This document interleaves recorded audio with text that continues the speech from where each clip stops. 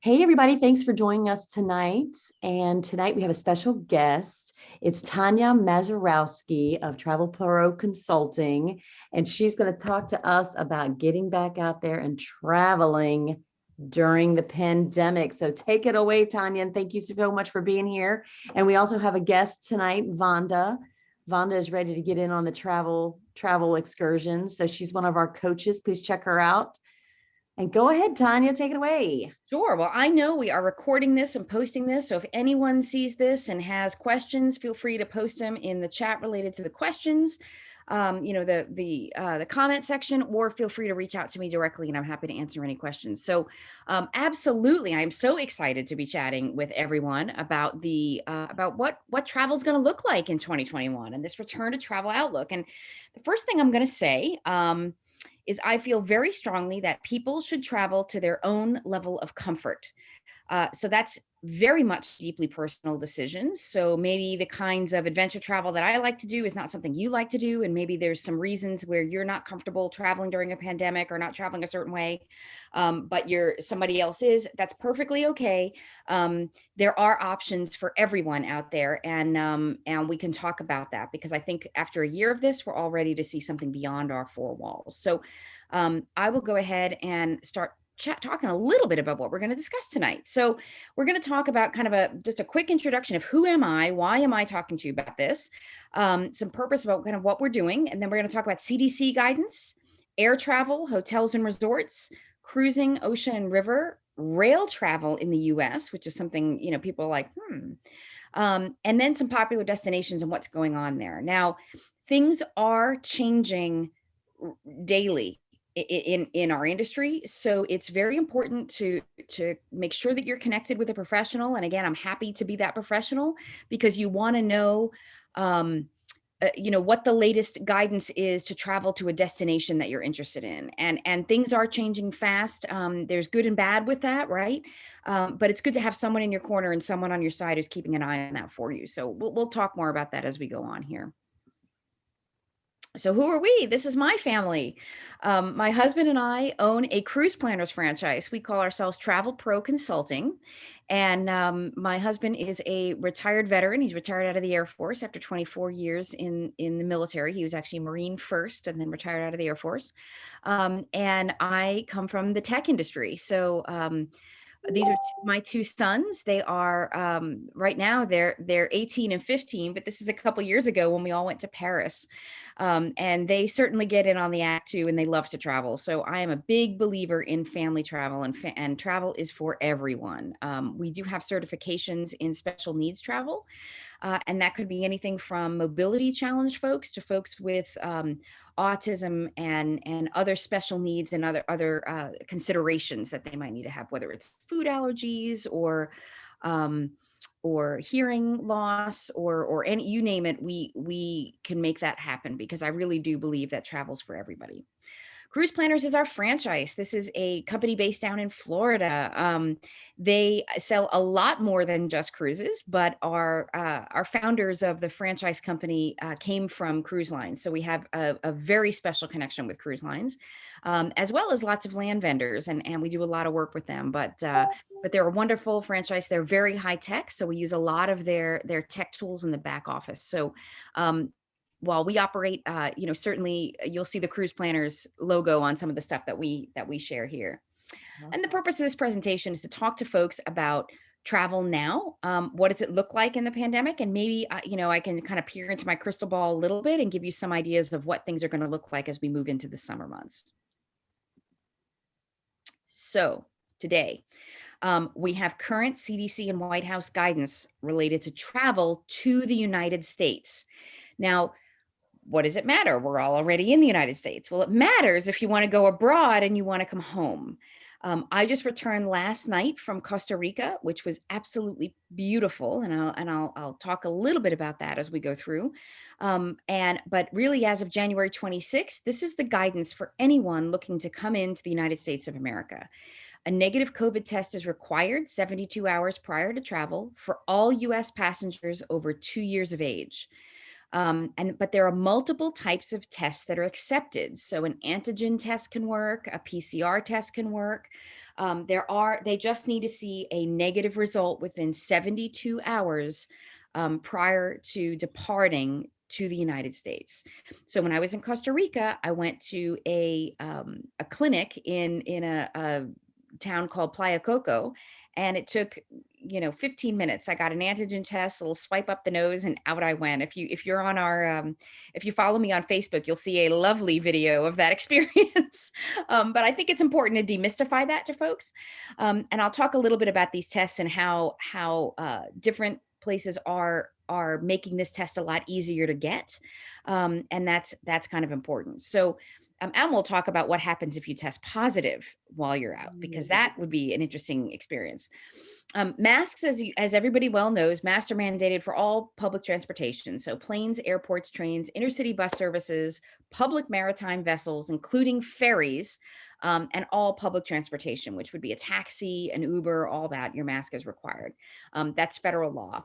And United Airlines had a lot of fun with that. They're basically like, keep your mask on, or you'll be in jail for a long time. And I think they were really glad to have that law behind them, because up until this point, it was just the airlines enforcing that, and that made it real difficult. There were a lot of unruly passengers, and so now there's this law behind it, which makes it great. So, and people for the most part are very, very compliant. We didn't have any issues on any of our flights in this last week.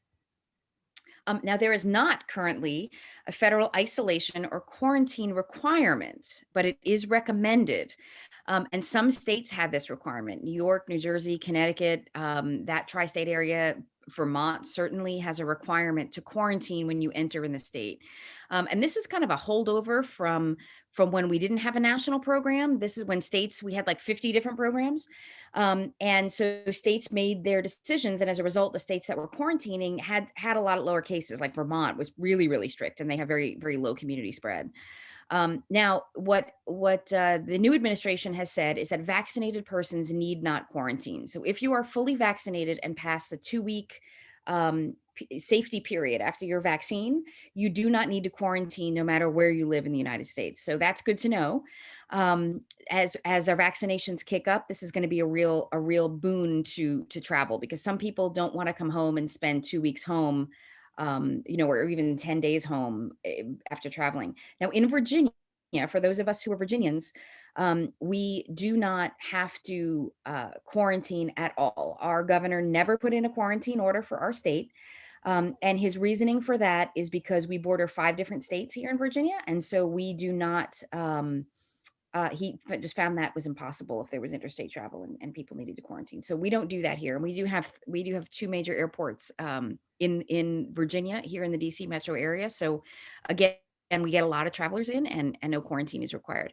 However, Washington, DC did have that quarantine. So that was interesting, but Virginia did not. Now, travel restrictions remain in place for travel to the United States from Brazil, the UK, South Africa, Iran, China, and much of Europe, including Ireland. Now, this has been reevaluated every 14 to 30 days. Right now, all of these bans are still in place as of this morning. And the reason for that is the variants. They were noticing that these variants, there was a UK variant, a South Africa variant, a Brazilian variant. And so they were watching that. So those travel restrictions remain in place from travel from those locations. So that is the current guidance on travel to the United States of America. Wow. Any thoughts on that? No, not right now, but I could see where I'm going to ask a question if somebody was Positive. Yeah. Here's where it gets, we'll get into that, because it actually could work really in your favor. I've got folks that are hoping they test positive, and I'll tell you why. So let me advance my little screen here. Okay, so air travel. Let's talk about this. All major commercial jets have installed this. Now, this data is coming. I have all the background research for this. So if someone takes this presentation and wants to share this with other folks, and talk maybe among their family, and they're like, oh, come on, where is she getting this information? I'm happy to share all of the source research with you. It's a lot of peer-reviewed journals and stuff I'm nerding around in. So all commercial jets have ventilation systems with high quality HEPA filters. You're seeing these in a lot of commercial buildings now too. And they're moving these airborne particles in and out of the cabin. Now, what's important to know is that the filtration system on airplanes works when the engines are running. So while the airplane is in flight. So when you're on the ground, keep that mask on. So let's say, there's not a lot of food and beverage service on flights right now. So the whole idea of like getting a whole lot of snacks and stuff like that, but some people are bringing food onto the plane because they're hungry and they're going to have a long flight. So they're bringing a sandwich on a plane. My advice to travelers is don't open up your food until that plane is in the air. At that point, the air is circulating out of that cabin every 2 to 4 seconds. So there's no stale air. You're not in a tube breathing the same air as everybody else. That's absolutely not happening. So that's important. You certainly don't feel a breeze up there, so don't worry about that. But you are very, very safe, and actually transmission on an aircraft is very, very low. And I'll explain how they've studied that and why. Now, there is no federal requirement to limit capacity on flights. So look how crowded this photo of an airplane is. Delta is the only airline that has committed to keep middle seats open, and they're only doing it through March 30th. So notice that dude with his mask like hanging out under his nose. Clearly this photo was taken before the federal regulation, and that's the case because had somebody not worn their mask over their nose and mouth, the flight attendant would be able to certainly ask them to place it correctly. And then if they refused, there would be a police officer waiting for them when they land. So they are not fooling around with this. So yes, you're potentially on a full flight. I would tell you that domestic travel has been very full when I've been on it. International travel has not been. And I actually feel that international travel is a lot safer, and I'll tell you why. It's kind of interesting, but a lot of it has to do with the rules in the country where you're headed. And I've spent some time in the Caribbean and then most recently in Latin America and Central America. My advice to folks is get to the airport early to avoid crowds. Now, again, because of the federal regulations, they're putting markers on the ground in all public transportation, like, hey, stand 6 feet apart. But it's amazing. We've been at this a year, and it's amazing how many people still don't quite grasp that. So I do recommend getting there early. It gives you plenty of time to get through security. The lines seem long, but they move very quick because everybody's spacing out, right? So that's really good. I also advise people to double mask. I would say, especially if you are an unvaccinated person, and if for some reason you need to travel and you're not vaccinated, whether you choose not to be or you for whatever medical reason cannot vaccinate. And my recommendation, I had some photos on my recent trip. My recommendation is to put one of those disposable masks, like you see this lady in the blue mask here, and then put a cloth mask over it. It's not as uncomfortable as you think. Those blue masks often have the little nose thingy. If you want to use that little like plastic mask thingy to give yourself a little bit more space inside there, totally fine. The other tip I have is because sometimes I'm running on, and I'm sipping some coffee or something, is I put a little bit of essential oil inside my mask, and it smells really nice in there, even if I have like coffee breath. So that's I know where you can get some essential oils. Yeah, I have a bunch of like doTERRA oils and stuff like that. Wait a minute. No, Vonda here. Oh, no, Vonda, awesome. here. Great. Excellent. Good. I love that. I like orange personally in my mask, but some people really like lavender. So, but yes, that is totally the way to make masks actually kind of a little spa experience, in my opinion. Yeah. But the double mask thing is something I recommend. And then I also recommend short and/or direct flights if you can get them. And a lot of it depends on where you want to go and what you want to do. The good thing about if you're flying out of the DC metro area is that those direct flights are really possible from here. And you can go some pretty cool places. You can go to Jamaica, you can go to Turks and Caicos, you can go to Cancun, you can go to Costa Rica direct. And I do recommend that because I recommended it more before the regulations were in place. And the reason for that is because a lot of flights were transferring through Florida and North Carolina. And when I was in Charlotte, I couldn't believe how many people didn't still know how to wear a mask in January of 2021. And so if you're feel comfortable, to me, I think your most dangerous place are those places in transit with frankly other Americans that just feel like they don't need to wear a mask. And that makes it very difficult for folks, especially if you're at risk and maybe you need to travel. Maybe there's somebody in your family that's ill and you want to go visit. And you haven't seen family in a while. And so there's a lot of reasons people travel, not necessarily just for leisure. But I want to, I don't want people to be afraid of it, because again, when you're airborne, you're super safe. The unpredictability part is the behavior of the other folks in the airport, but in the airplane, now their behavior is going to be pretty predictable. So that's pretty good.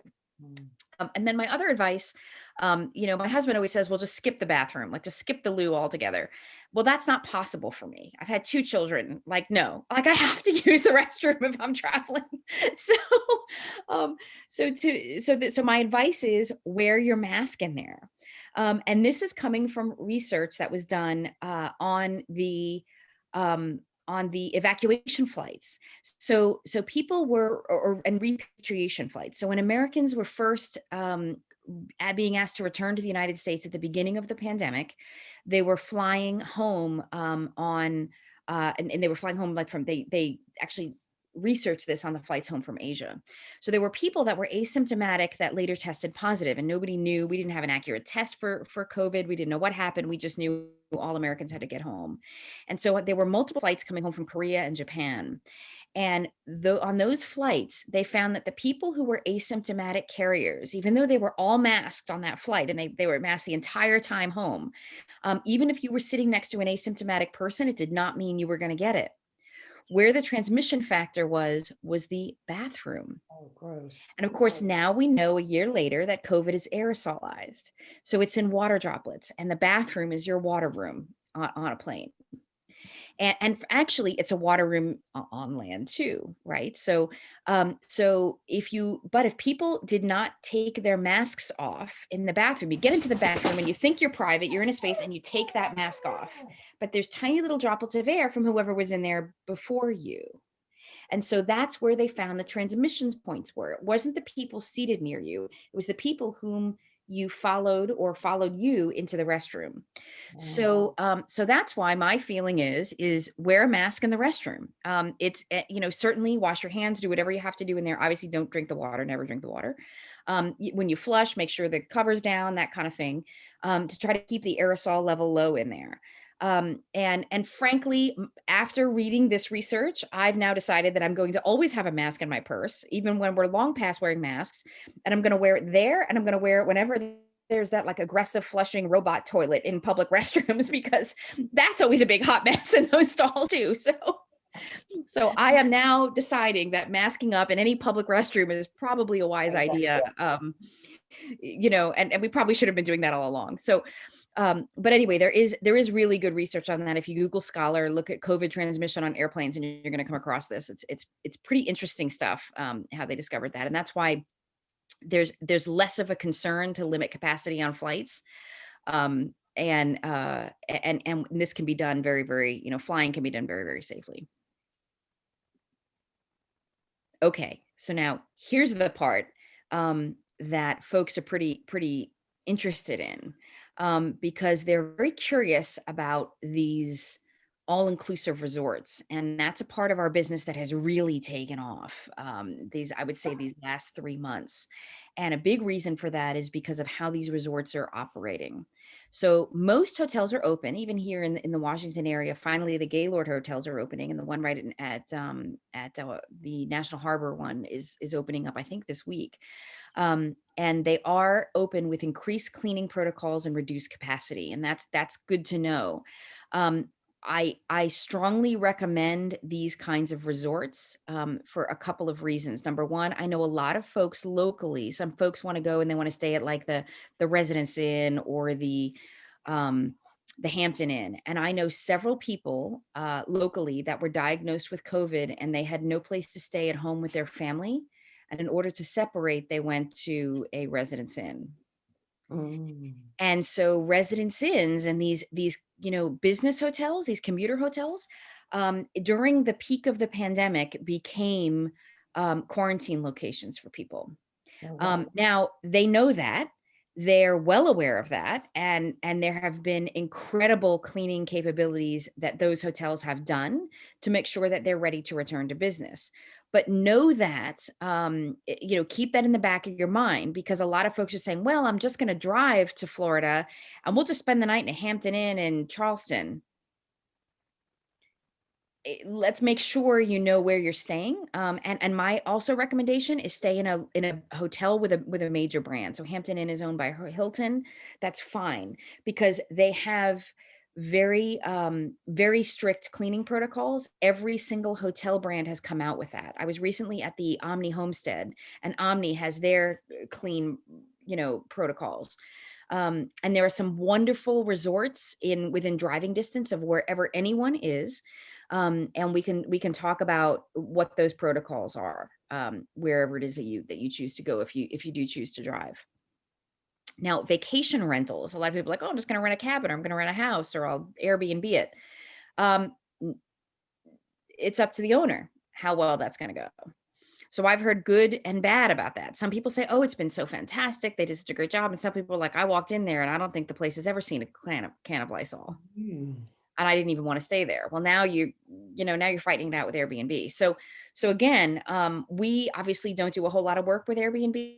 We do work with some. We can do villa rentals, vacation rentals, that kind of thing. But we're very, very particular because of this reason. I want to make sure that if I'm booking a client into a beach house in Duck, that it is 100% sanitized and ready for that client. Yeah. And then this is the part that has had some of my clients saying, oh my God, I hope I get COVID in Jamaica. Because all-inclusive resorts are providing a safe option with their insurance. And they offer this just in case policy. So in the event, and they've been doing this since Canada has required, and since the beginning of the pandemic, Canada required a negative test in order to return to Canada. So now the Americans are in the game, right? And so these hotels are even upping the stakes because the Americans are there. So take Beaches, for example. This is Beaches Turks and Caicos. It's a family resort owned by Sandals, which is a large Jamaican company, and they are all over the Caribbean. They're an all-inclusive resort, and it's absolutely beautiful. Well, this their just in case option is basically they will cover 2 weeks at their expense at the resort. Now you're not going to have that, beachfront room with the view that you've had maybe the first part of your vacation. They'll move you to a part of the resort that's typically garden view, which means you're looking out at a garden. You do have access to outdoor space, and they will bring you meals 5 times a day. Wow. Because it is an all-inclusive resort after all. What does cut off, though, is the bar service for the patient, not necessarily for the family that's quarantining with them. So that's interesting. So if someone in your party does test positive, here's the cat in the mix now. If someone in your party does test positive in your family, they will keep the family group together and keep you there as long as it takes for you to typically it's about 2 weeks, and then they send the person home after they have a negative test. Wow. And large resorts like Beaches, like a lot of the all-inclusives, they have the resources to provide testing on site. So you don't even have to go into a community clinic. They're going to they either have a first aid center there that now can do the PCR testing right, and the antigen testing right there on site. And so basically when you check in, they say, okay, 72 hours before your flight, they know when you're going to check out. They're going to have all your flight information on when you're going home, and they will test you right there on site. Like I said, 10, 15 minutes, not even, swipe up the nose, and then you're back out at the swim up bar. And so it's a pretty great way to do it. There's a lot of families doing this now. What's really interesting is the Washington Post had an article recently that folks in the DC area, we are the most hesitant to travel than anywhere else in the United States, which I think is kind of interesting, because I think for a long time, we were a pretty big hotspot here. So I think that's notable. We're extra cautious potentially in this part of the country. But I am here to tell you this is perfectly safe. Yes, question. Yeah, it's surprising that the airports haven't put in testing. Isn't there a way that they could put in rapid testing? Rapid isn't as rapid as you think. So like the antigen test that I received was technically a rapid test. And so I had my test at maybe 12:30 in the afternoon, and I had my Got your results results like 2 hours later 30. or something. And they're emailed to you. I mean, I was in Costa Rica and they emailed it to me, so it was easy. And then all I did was show my phone when I boarded the flight. Okay. All airlines now are they have an app that you upload your test results to, and then that kind of gives you a little check mark. Um, so American Airlines, for example, has one called Verifly. It's an app. United Airlines, it's in your United Yeah. app. You just upload your app.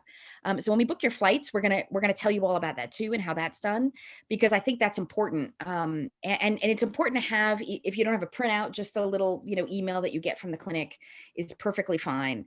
Any of these resorts would print out your results for you as well. And as I mentioned, the larger resorts, they are covering quarantine if necessary. One of the things I do advise all clients right now is we are going to have the travel insurance conversation. A lot of folks like to travel without insurance. That's not a good idea right now.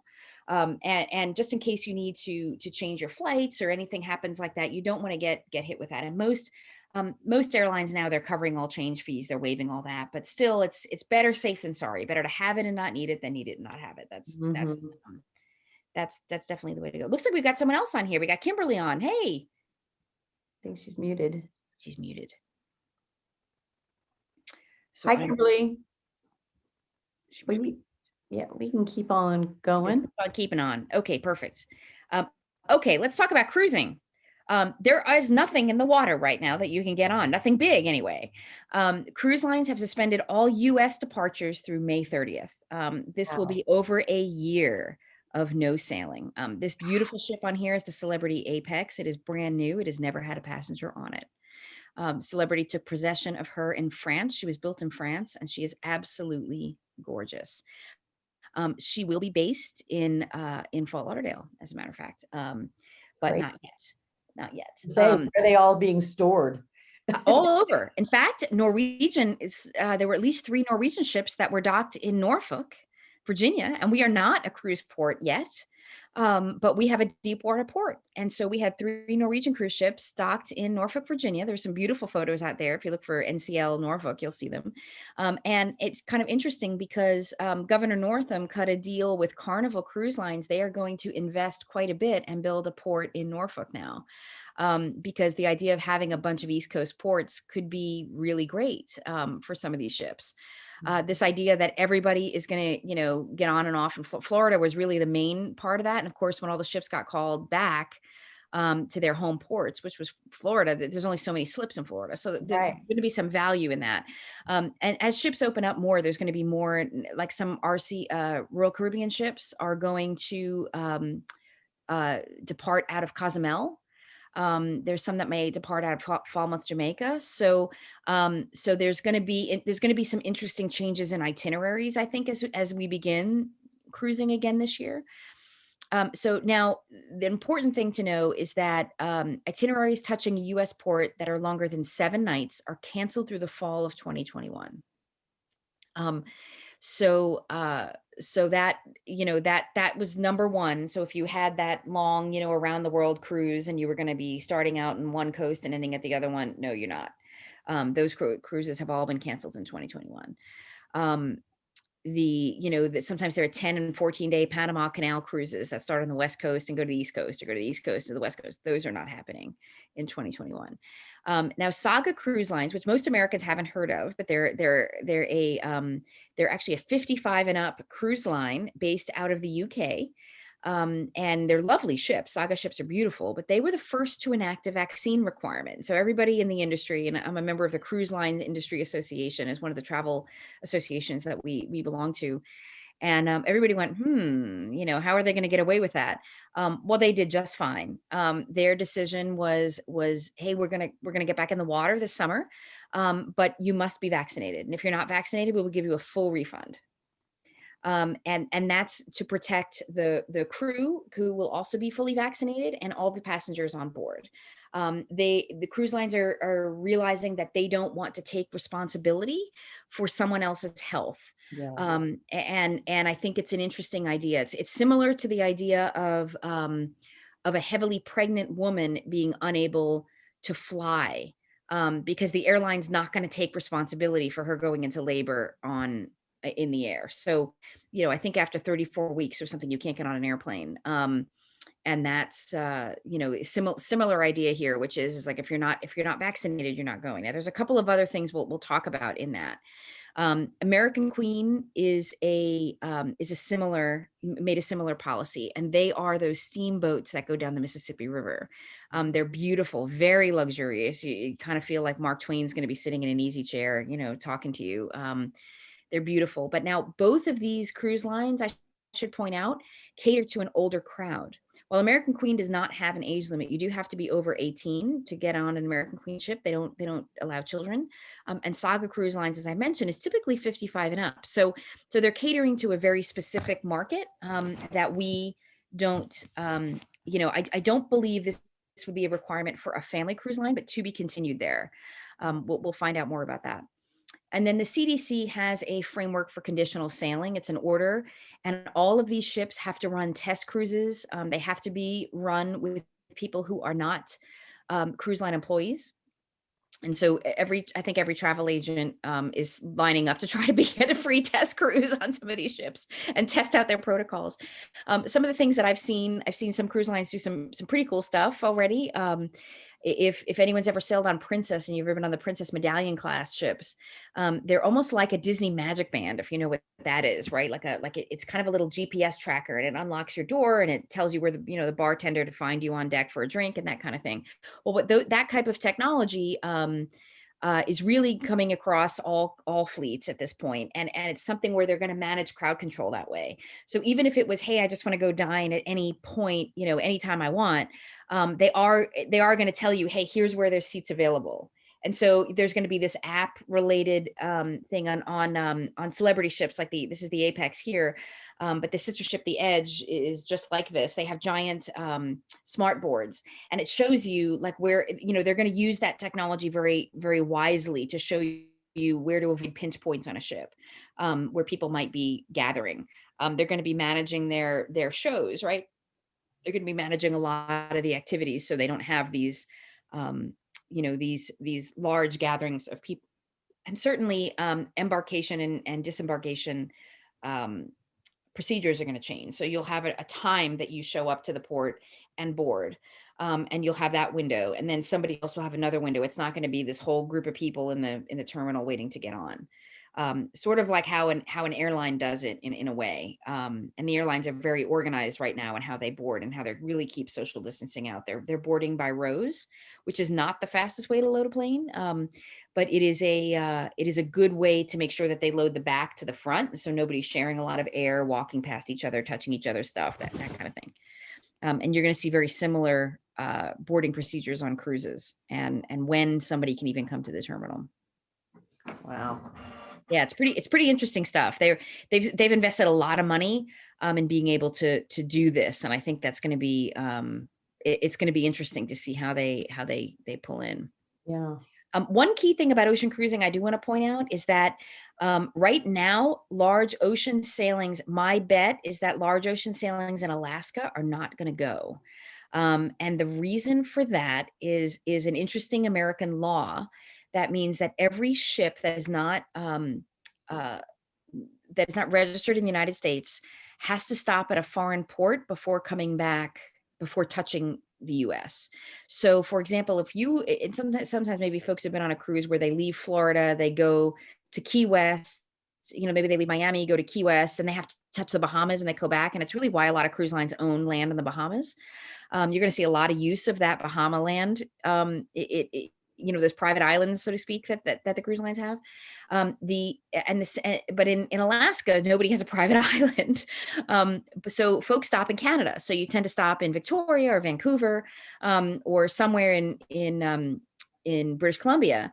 And Canada has requested that there'll be no sailing this season at all, which means that, and part of it is because Canada's been pretty slow with their vaccine rollout.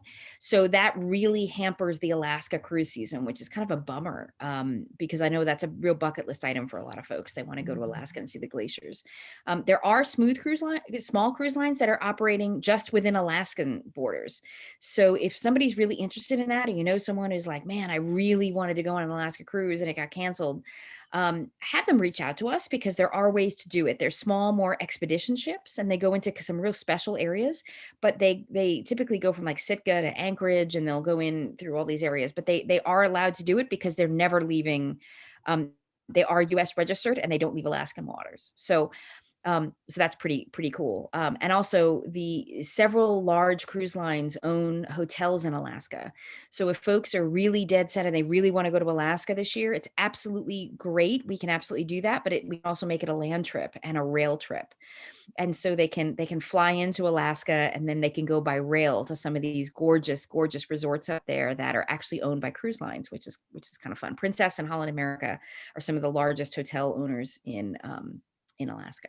Sounds cool. Both of them have a beautiful Alaska product too. So 2022, I have a feeling there's going to be a huge demand for Alaska, because the minute we find out we can't do something is when everybody wants to do it. Okay, river cruising. So this is kind of exciting, because these ships are real small and they're real easy to social distance. And this is also a real cool idea for some folks. Most people want to sail the Danube, right, the Blue Danube, or they want to go to the Rhine River, or they want to do a Christmas market cruise in Germany and see the lights and the markets, and maybe the Loire Valley in France and try wine, or through up the Douro in Portugal all the way to Spain. So right now, river cruising is unavailable to Americans overseas until the travel restrictions are lifted. Europeans are on those ships right now, though, and there are a few going. So you've heard of the famous ones like Viking and that kind of thing. This is a that's absolutely uh, a a wonderful way to go. These are very small capacity vessels. Typically, there's only there's typically maybe 100 cabins, if even, probably not even that much. And the beauty is that you are always within sight of land. So in the event of a medical emergency on board, you're going to port right away, and you're going to go right to the nearest hospital in Germany or France or wherever you are, which is perfectly great. The one difference is when you look at the CDC return to sailing order. The CDC return to sailing order requires cruise ships build out a more extensive medical bay on board. So that's what a lot of cruise ships are doing right now, is they're retrofitting medical bays. That is not required for river ships. Because you are in sight of land. So even the US itineraries that are coming back online, and American Queen is one of them, they don't need to have medical facilities on board. There's usually a nurse or somebody on board, but they're going to get you to port right away. But those US itineraries are pretty great also. There's the Pacific Northwest. You can go down the Columbia River and try wine up in Washington State. The Great Lakes is a great cruise. Really interesting part of our culture and native cultures up in that area. And then, of course, the iconic Mississippi River, which a lot of people think about. There are several vendors there. American Queen is one. There's also the American steamboat company. I think American Cruise Lines is the other one. And then their Viking is actually coming to the US. Now, the key thing about these American river cruises is that they all have to have fully American crews. And of course, all the ships are titled in the US. So Viking is building, and the ship has to be built in the United States. So Viking is building a ship purpose built for the Mississippi in Louisiana. And that's going to hit the water in 2022. And I think that's going to be very, very popular. I've seen some of the artist renderings of that ship already, and it is going to be really cool. So keep that in mind. That's another cool bucket list item, is sailing America's rivers. And then again, I do believe that the travel restrictions are going to lift in Europe. I did read today that Greece is going to open up at the end of May. They've kept their COVID cases very low. They're expecting a lot more vaccine in Greece. And Greece is going to be something that their requirements are going to be for fully vaccinated travelers or travelers that have had a negative COVID test within 72 hours. So it's pretty reasonable, and certainly I think that's something that we might see adopted in other countries as well. But the Greek Tourist Board brought that out there. So Awesome. yeah, so that's exciting. That's exciting. Very cool. Okay. Oh, great. Let me jump back to this. Okay, so domestic rail in the US. A lot of us on the East Coast only think of Amtrak as like DC to New York to Boston. Like we're not really, or maybe the auto train, right? We're not really thinking about rail as like a way to traverse our nation anymore. But it's actually a very romantic and very cool way to travel. And so we've partnered with a company called Rail Bookers, which will book all around the world. But also they handle Amtrak vacations, and Amtrak has some pretty amazing itineraries available for travelers. The cool thing about it is you can book these private cabins, and they're very accessible. As you can see here, I have a photo of someone in a wheelchair. This is a great way to travel as a family. And you can go all the way out to Montana. They go right to the gate of Glacier National Park. You can certainly sleep on board, and there are some nights available on trains, which is kind of neat. But you also stay in some really luxurious places or budget-friendly places when you get to your location. And so we can curate your whole and customize your whole vacation to wherever you want to go. And a lot of these are really iconic. I keep getting that song stuck in my head, The City of New Orleans, right? That song about, Good Morning America, how are you, right? Mhm. That's about an iconic rail line from Chicago to New Orleans, and it's called the City of New Orleans. And you can go all the way through, north to south that way. So I'll use the DC area again as an example. Here in DC, we have beautiful Union Station. It's lovely. If you haven't traveled by rail before, even if you just go to New York from Union Station, it's very elegant and very, very nice. And then when you go out to, when you want to hit one of these more iconic or national park itineraries, you go overnight to Chicago, and then from Chicago transfer to either the California Zephyr, which is really famous, or the Empire Builder, and these are super cool rail lines that have been a big part of American history, and they're still highly used today. What I really like about Amtrak and what they're doing is they are social distancing on board, so they are not booking a full train. They are very aware that people don't want to fly, so maybe they prefer to travel by rail. And they also can serve dinner to you either in the dining car, which in a normal travel is a great experience because you're seated with other folks. If you ever saw like White Christmas, where they're seated together and they're all singing snow, snow, snow, on their way up to Vermont. There's a lot of it's a great, the dining car is great. They have steak and potatoes, and it's tablecloth service. It's really neat. But they will also bring you your meal to your private cabin. So if you really want to social distance and stay in your cabin as you're zipping out to Montana or heading out to Chicago or off to California, this is a great way to do it. There's some gorgeous rail too. When you get to the West Coast, they do the Pacific, like go right along the Pacific, and you can whale watch from the train. It's pretty crazy cool. So these are things that a lot of people don't think about, but I really wanted to add this here and kind of put that in there, saying, well, I don't want to travel, or I don't want to go through this, this is a great way to go. And it's not like there's a whole lot of waiting around on the, in the airport or in a train station, because really it's a pretty simple way to board. And we can talk more about that baggage and all that kind of stuff when you go on board. And there are bathrooms in your cabin, or there's a shared bathroom down the hall that has showers and everything in it. So it all depends on the type of cabin that you choose to get. You can also go coach too, which is coach on a train is like a first class seat on an airplane. It kind of reclines very flat. So that's an option as well. It's great. So a couple of things I wanted to highlight as we kind of talk about some things here. A few popular destinations that I'm asked about quite often, which is, the Caribbean. People want to go to the Caribbean. There's a lot of direct flights to the Caribbean. The Caribbean, each island has its own testing requirements. So like, for example, Turks and Caicos is a British protectorate. It's going to have, some British rules, although it is open. It opened later than some of the other ones. Puerto Rico and the U.S. Virgin Islands, even though they are American territories, they do require a test to go into those islands. So if you want to go to St. Croix or St. Thomas or St. John or Puerto Rico, you will require a test to go, but you do not need a test to return to the mainland, because you are within the United States, and so that you won't need a test to come home, back to the mainland. But so bear that in mind. Mexico is currently not requiring a test for entry. They have not required a test for entry this entire time. The case numbers are increasing, but the government and the population have been very resistant to restrictive measures.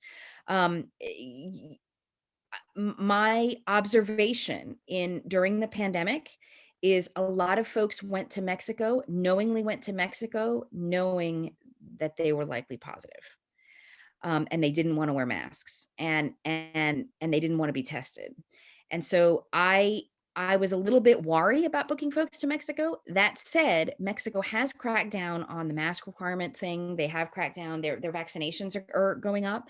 And those resorts in Mexico have made the same promises that the Caribbean resorts had made, the all-inclusive, saying we are so confident about our employees and our safety here in the bubble that is our resort. We will guarantee that we can put you up at our expense for in the event that you were test positive. So I have not had anybody return from Mexico that had any type of issue. But in the beginning, I saw on a lot of travel agent boards that a lot of folks were going to Mexico. And so that gave me a little bit of pause.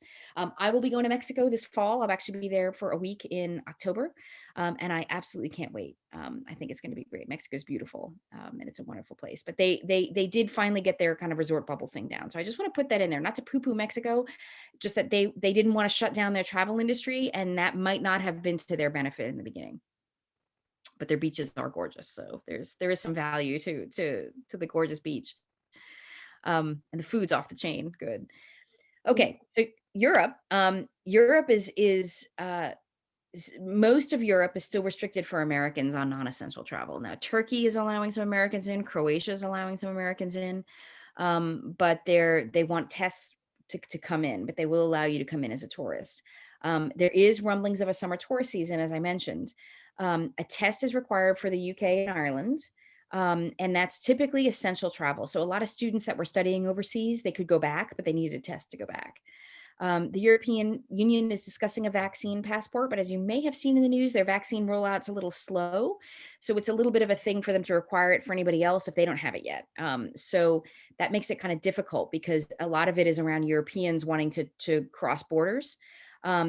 And that they want to, a lot of folks in Northern Europe love to go to Southern Europe and catch some rays down there. And unfortunately, that hasn't been so easy just yet. And I mentioned that just as of, I think it was yesterday, Greece has announced their vaccine or test requirement for 2021. So that's Greece has already decided they are going to have a season. They're not going to go through another year without visitors. Now, Hawaii is really interesting because a lot of folks, obviously for Hawaii is the United States, but Hawaii made the decision that you cannot island hop without testing each time. And a lot of the reasons for this, whether they're American islands or Caribbean islands, their testing requirements are about capacity in their local hospitals. They want to make sure that they can take care of people in the event that if somebody did get very ill. I'm expecting some of these requirements to go down as vaccine levels go up, especially within these U.S. islands here. But we do know of honeymooners that went to Hawaii and they thought it would be super easy to just go from Oahu to Maui, and it was not easy. They needed to test in Oahu in order to do that when that requirement first came on board. So that's important. Again, Hawaii is doable, but you're just going to need to know that if you're island hopping, you're going to need to test each time. And again, these are as of today. This could all change tomorrow. So I want to put that out there. This is as of this morning when I updated this presentation. So my advice is your best bet is to always contact a travel agent before you're planning travel right now. I know a lot of folks that were, they're like, oh, this is great. I'll call Costco Vacations when you're never going to get anybody on the phone in a big call center travel environment like that. That's been real hard for folks. We've actually helped a lot of folks out that didn't book with us for that exact reason, is because it was very difficult to get changes. Some folks have future cruise credits or some kind of vacation credit, and we can certainly help leverage all of that for you as well. So we can certainly help out there. And in our case, we don't charge a fee for your travel planning. So there is no fee to you. We are, we definitely want to use our expertise and get folks out there and get folks traveling. But as I said in the beginning of this presentation, folks need to travel to the degree of their own comfort. And that may mean a lot of different things for a lot of different people. But whatever it is, know that we can help you. So whether you want to rent an RV and drive, we can do that. If you want to rent a beach house, we can do that. If you want to, hike the Costa Rican jungles, we can certainly help you with that. So I think that is it for me. Yep. So I'm going to stop my sharing here. And I'm available to answer any questions, or I can pull anything back up. I know we had a couple of folks jump in here. Rosalind, I think you jumped on. I was kind of midway, but I think you're on me. Hey, Kimberly. I have something I have to say. Some guy sent me a message just now and said, tell Tanya that you heard her husband is incredibly proud of her. Oh, that must be from my husband. Yes, he's wonderful. He is the co-owner of Travel Pro Consulting with me. So that's awesome. He's adorable. I'm like, who is this guy texting me? Yeah, that's my husband, Michael. So yeah, so if you reach out to us or pick up the phone and call us, chances are you're going to hear from Mike Ball. That's my husband. So he is, and as I shared in the beginning of the presentation, he is retired military, and this was this franchise was a purchase that we made right before the pandemic, interestingly enough, as a great retirement option for him. So we're building this business, and it's been terrific. We've actually done surprisingly well because of our research and our expertise in this, and because of our ability to really just kind of give people some advice. Yeah. Something that we all took for granted, right? Suddenly we couldn't do it, and that makes it real hard for folks, I think. And again, some of those safety tips we are recording, so anyone can see this, but some of those safety tips are real important, especially the masks in the restroom. I think that's really that's like the best piece of advice I can give you. Hey, Kimberly. So does anybody have any questions? Because that was a lot of great information. And I mean, feel free to I can jump back into the presentation. It's crazy because every place is different. It's not the same all over. So, we're going to need your advice when it comes time. It is different. And I can tell you, coming fresh from Costa Rica, and during the pandemic, we have been invited, our travel agency is in a good position, and we've been invited to reopen several resorts and kind of explore some things before they were open to the general public. We were invited, we have a partnership with Sandals and Beaches Resort. And they invited us to go to Jamaica in October. And Jamaica had been open for a little while, but they really hadn't seen a whole lot of travel come back in. And so we went down there to go to Sandals Montego Bay, which was the first Sandals resort. There's multiple resorts all over the Caribbean, but we went to Sandals Montego Bay and visited some other ones and learned a lot in that process. And there's a lot of videos and stuff on our site and tips on how we prepared our documents for travel, even so much as what I packed and how I dressed when I got on the plane in some ways, because I wanted people to see how I was doing things in this unusual time. But what I can tell you is, flying out of Baltimore, at that time in October, there was no one leaving the United States. We were on a wide open flight direct from Baltimore to Montego Bay. When we landed in Montego Bay, we were greeted by the Jamaican military, and everybody in there looks in those uniforms. They looked like Taye Diggs was meeting you at the airport. These handsome dudes were coming up with this charming Jamaican accent, asking you, and they were like, "Oh, who's this gentleman, behind you? He's standing too close. Stand back, sir." And I'm like, "Yes, please stand back." And it's my husband, and I'm like, stand back there, because I want to chat up this guy a little bit here, but it was really, it was super fun. And they had a great, they had a great system there where they were reviewing our documents. We had a test in advance when we got into Montego Bay. When we got to the other side of customs, after the health screening, sandals basically took over at that point, and we were in the sandals bubble. And when we got to the resort, we didn't have to wear a mask. Unless we were indoors in an enclosed space. But when you're in Jamaica, very few things are enclosed. The lobbies of the hotels are open air. So unless I was actually in the concierge office, or I was going into the photo office, or I was going into to something that was someone's, space, and we were only in our own room. But I mean, if you were in someone's small space, those were the only times I needed to wear a mask. And it was a very strange feeling after having, 8 months at that point of mask wearing whenever I was outside Mhm. in public. So that was a kind of unusual, but Sandals was very, very good at that. We always had a mask in our pocket. I actually got really good at tying it onto my pareo when I was walking out to the beach. Um, and it really was nice. And the folks that were there were folks that had delayed their honeymoons or delayed their destination weddings. We do book destination weddings for folks. We had a lot of honeymoons and weddings cancel, and so folks were coming back, and they were just so grateful to be there, and so thankful. And the one thing I will say, and I think I said this in my little run up to this in the women's group, was while we've all been masked up, we've never seen each other so clearly. Mhm. And I really felt that way. I really felt like I connected with the staff. They were very happy to be back at work. They were very happy to have guests that were very compliant. And they were, for me, I tend to be a culture traveler. I'm not typically an all-inclusive traveler, although I was very easily convinced that that was how I wanted to vacation again for the rest of my life when I was in Montego Bay. Um, because they really, and when I said that, when I said I wanted to learn more about the culture, and I was a little disappointed I couldn't go all the way to Kingston and see the Bob Marley Museum and some of the cool Jamaican culture stuff, because Jamaica is a small island with a big culture. Um, they had a member of the staff come who was really versed in Jamaican politics and Jamaican culture, and spent some time with me. And they had a whole Jamaica Day in the lobby with all these posters of Jamaican cultural things. And I spent a lot of time talking to the staff about the things I wanted to talk about, which I thought was great.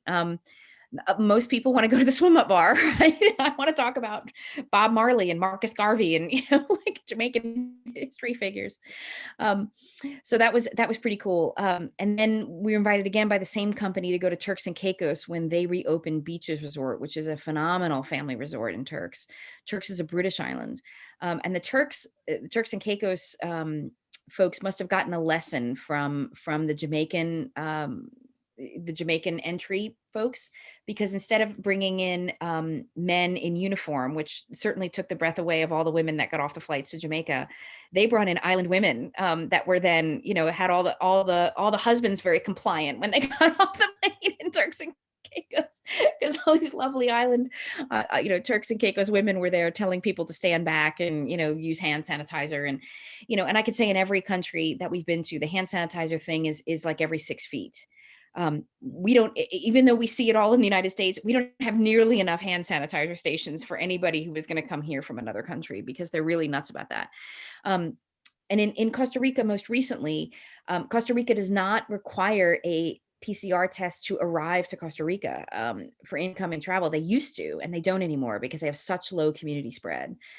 Costa Rica, compared to, I don't know, Jamaica is a pretty wealthy country, but Costa Rica is pretty wealthy, and they've already purchased enough Pfizer vaccine to cover the entire adult population between now and summer. So they're just waiting for the Wow, vaccine that's to come. great. They've already done Yeah. 150,000 vaccinations there. So they're doing great. If you haven't been to Costa Rica, I highly recommend it. It is stunning. We were connected there with our partners on the ground. Their travel has very much slowed in the last year. There is a direct flight right here out of Dulles. It's 4 hours direct to San Jose. And I flew into San Jose and out of Liberia, and we saw both major airports. In both cases, they were impeccable in their service. Now, the one thing about Costa Rica that I really liked, and it's because it's a country with a lot of water, is instead of hand sanitizer stations everywhere, they had actual sinks everywhere. Sinks with soap and water and towels, and like paper towels, and then a little trash can. And I'm not kidding when I say everywhere. Like, not only when you walked into restaurants and stores did you go to the washing station or hotels or anywhere else, but when you went to by the side of the road, I'm not kidding, by the side of the road, suddenly there is a sink, a roll of paper towels on a stick, and a trash can. And like, who's washing their hands out there? The monkeys or the sloths? Like, I couldn't figure it out. But if you were walking or you were riding your horse or something by the side of the road and you felt the need to wash your hands, you could do it in Costa Rica. And I saw that in Monteverde, which is in the rainforest area. And I couldn't Wow. believe it. And Arenal also. We should have kept all those old phone booths after all and turned them into sink washing stations. We totally should have. Yes, I know. Phone booths would have been, but these were, and it was kind of amazing. Like, it wasn't hard for them to run some plumbing out there in the middle of the wilderness and just pop up a sink. And when I asked that question, I'm like, I've never seen anything like this. Their answer was, well, we have a lot of water. And the CDC says washing your hands with soap and water is the best way. Like the hand sanitizer is really only the second best way when there's no sink there. But they said, so we just decided we would just do it the best way. Yeah. And so they did. And so they have very low community spread and they're an incredibly clean nation. Like people are just washing all the time. It must be, you know? And so that was super, super cool to see. And again, I would say, you know, Costa Rica was, there's a lot of different cultures there. There's a lot of different cool things to do. I was up in the Arenal volcano area, and then I went to Monteverde, which is the cloud forest. And that's where you see a lot of wildlife and cool birds and stuff. And then I was down in Guanacaste, which is, I stayed in Tamarindo, which is a big surf area. So lots to do, lots of outdoors. The one thing I will say about Costa Rica is that the Ticos, the local Costa Ricans, everybody wore a mask even outdoors, which was interesting. Oh, really? Wow. We're doing that. We do a lot of that here in Reston. I notice people on the trails here when they're walking masked, like if they're walking their dog. Yeah. Same thing in Costa Rica. And I was impressed with that because for a long time there, we weren't wearing masks outdoors. I think we're probably, you know, I think by summer, we're probably not going to be wearing too many masks outdoors anymore. But I was super impressed with that in Costa Rica because it was a very compliant society to these rules. And there's signs all over the place on proper mask wearing. And, you know, even in some of the funny resorts I went to, we did a lot of resort inspections, and in like Jimmy Buffett's Margaritaville Resort in Flamingo Beach, they have, you know, like flip-flops on the ground, and you have to space yourself out by the flip-flops. Like, you know, like it's the I saw your post. Clever. That was cute. Yeah, super clever. And some you know, they were very good with that. And I thought that was you know, even to the point where, like, if I was going to the beach and coming back, I stayed in a Costa Rican resort in Tamarindo. There was a security guard on the kind of the gate that takes you out to the beach, because all beaches are public. And I was coming back in, and I was a resort guest, and as soon as I stepped in there, even though we're outdoors in the garden, he's like, masquilla, like, put your mask back on, because now I'm on the resort property. Yeah. And unless I'm in the pool or I'm at the beach, that mask stays on. Mm-hmm. And so if I'm walking up to the bar, or I'm walking into a, you know, and of course, if I'm sitting down and eating, I can take my mask off. That rule is the same as here. But I thought that compliance was good, and it helped to make me feel safe. Yeah. And it certainly protected the workers there too from me in the event that I was carrying. So I thought that was a pretty neat, neat feature of that trip. Well, I'll tell you what, so we have already, believe it or not, come up to an hour, and I want to be respectful of everybody's time. And I tell you guys, thank you so much. Nobody did ask her any questions though. However, if you have any, do you have anything you'd like to ask before we hang up? Anybody?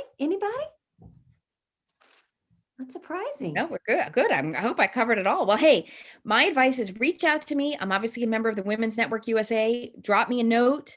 Bye, Kim. Drop me a note. Drop me any questions you have about any of this as you're thinking about it. And even if you have necessity travel, right? Like, if I want to go visit my grandkids, then let's do it. Oh, yay. I'm taking pictures. Look, I'm taking pictures. I find this is the easiest way to do it, because you know what? Every time I take a picture on my screenshot, it never works. No, look, Vonda's gonna sit up. Trying to get out of the dark. That's it. Well, thank you guys.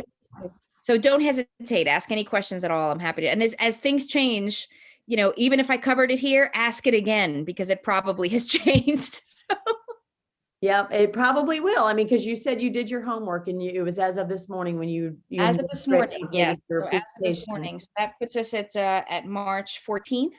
So by March 16th, something could be new. So feel free to ask. You never know, right?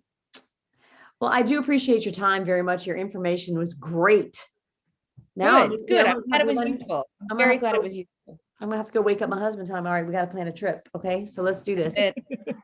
All All right. Bye, right, everybody. Have a everybody, good night. wonderful It's nice evening. seeing you all, and thank you all very much. Good night.